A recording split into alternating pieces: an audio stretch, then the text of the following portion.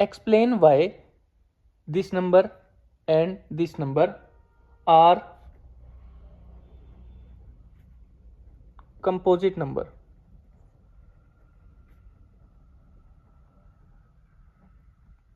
Explain करो क्यों ये नंबर और ये नंबर एक कंपोजिट नंबर है। कंपोजिट नंबर कौन से होते हैं? कंपोजिट नंबर कौन से होते हैं? जो अपने के अलावा दूसरे की टेबल पे भी जाए।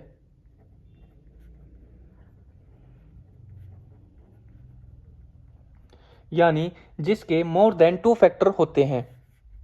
जिसके मोर देन 2 फैक्टर होते हैं वो कौन से नंबर होते हैं? Composite number.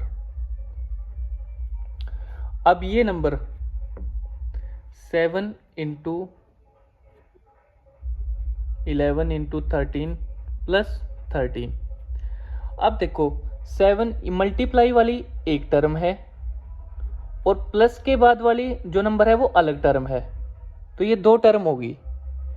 तो सबसे पहले इन दोनों टर्म में कॉमन क्या है?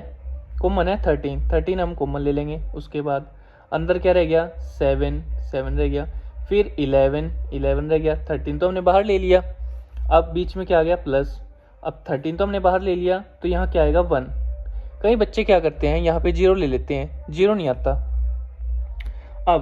अब हमें क्या करना है? अब इसमें बोर्ड मास रूल लगाएंगे।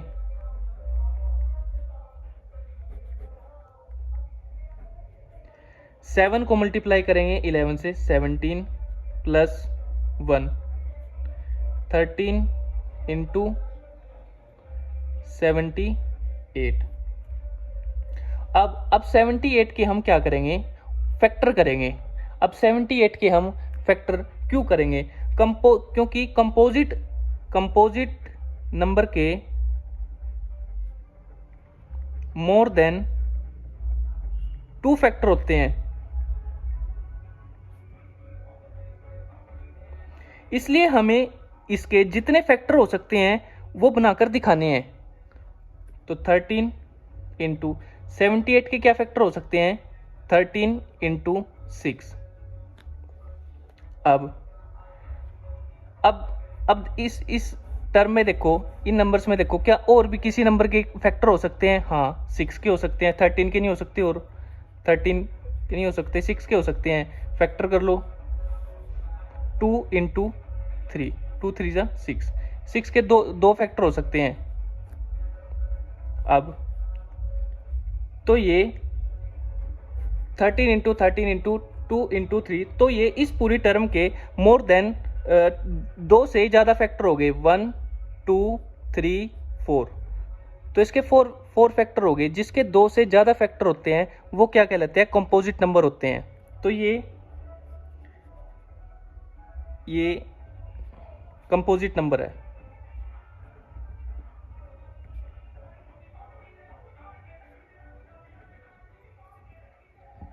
नेक्स्ट नंबर हमारा ये होता है 7 into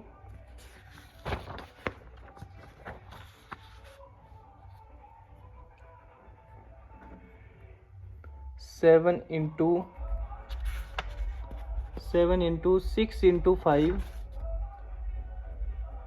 7 into 6 into 5 into 4 into 3 into 2 into 1 plus 5। अब हमें बताना है क्या ये कंपोजिट नंबर है। तो ये देखो, मल्टीप्लाई वाले एक टर्म है, देखो यहाँ भी मल्टीप्लाई है, यहाँ भी मल्टीप्लाई है, ये मल्टीप्लाई तक तो एक टर्म है, और प्लस के बाद ये अलग टर्म है। तो दोनों में देखो सबसे पहले क्या कुछ कॉमन है?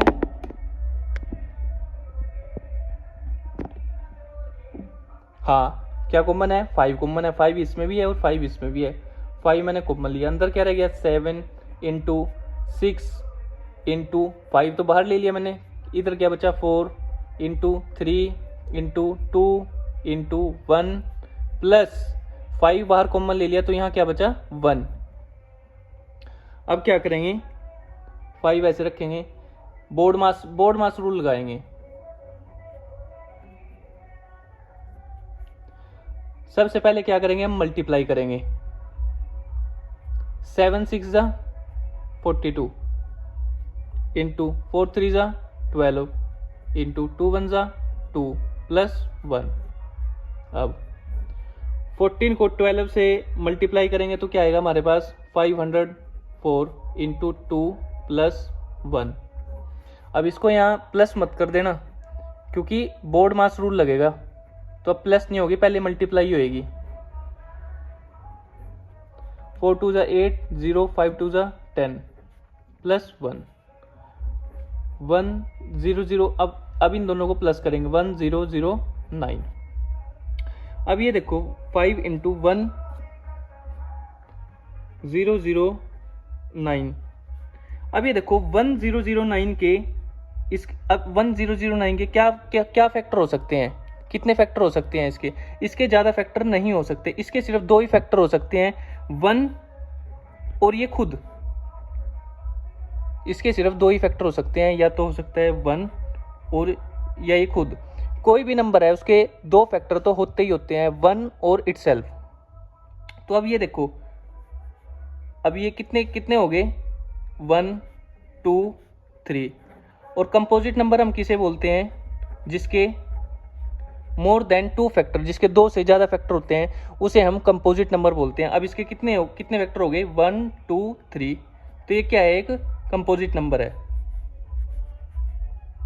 और रही बात ये 1 हर एक फैक्टर होता है, और एक से मल्टीप्लाई करने पर हमें कोई फर्क नहीं पड़ता, तो ये कंपोजिट नंबर है। There is a circular path around a sports field. एक स्पोर्ट्स फील्ड के अराउंड एक सर्कुलर पाथ है। Sonia takes 18 minute to drive 1 round. Sonia उसका चक्कर लगाने में 18 मिनट लगाती है।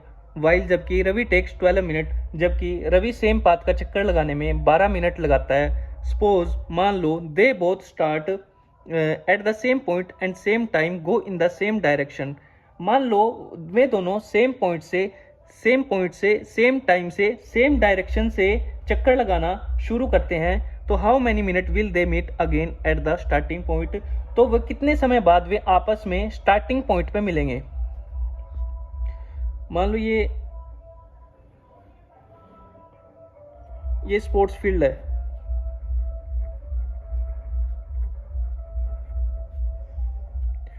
और ये है पाथ।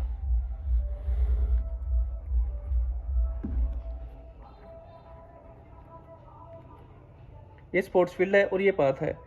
यहीं से मान लो यहीं से सोनिया और यहीं से रवि स्टार्ट कर रही है, और रवि भी सेम डायरेक्शन में है। रवि और सोनिया सेम डायरेक्शन में यहीं से इसी पॉइंट से चक्कर लगाते हैं। तो सोनिया को 18 मिनट लगते हैं चक्कर लगाने में, और रवि को चक्कर लगाने में कितना समय लगता है 12 मिनट, 12 मिनट लगते हैं। तो हमें बताना है कितने समय बाद वो दोबारा इसी पॉइंट पर दोबारा मिलेंगे। हमें सिर्फ इतना बताना है। तो इसके लिए हमें क्या करना है, जो ये 12 और 18 है, 12 और 18, इसका एलसीएम लेना है। 12 का एलसीएम लेंगे, 2 6 जा 12, 2 3 जा 6, 3 1 जा 3। 18 का एलसीएम लेंगे, 2 9 जा 18, 3 3 जा 9, 3 1 जा 3। अब क्या आया, 12 का आया 2 इंटू 2 इंटू 3, 18 का आया 2 इंटू 3 इंटू 3। अब एलसीएम हम क्या लेते हैं, कॉमन तो लेते ही हैं, कॉमन तो लेंगे। कॉमन इसमें क्या है, 3 है और 2 है, कॉमन तो लेंगे। अब जो कॉमन नहीं है, जो बच गए हैं, वो भी लेंगे। इसमें से एक 2 लेंगे, इसमें से एक 3 लेंगे, और जो बच गए हैं, कौन बच गए हैं, जो कॉमन नहीं है, इनको दोनों को लेंगे। 2 इंटू 3, 3 2 जा 6 इंटू 2 इंटू 3, तो 6 2 जा 12, 12 इंटू 3 कितना आएगा 36। तो उसको कितना समय लगेगा, 36 मिनट लगेंगे। आज के लिए इतने ही, मिलते हैं नेक्स्ट वीडियो में।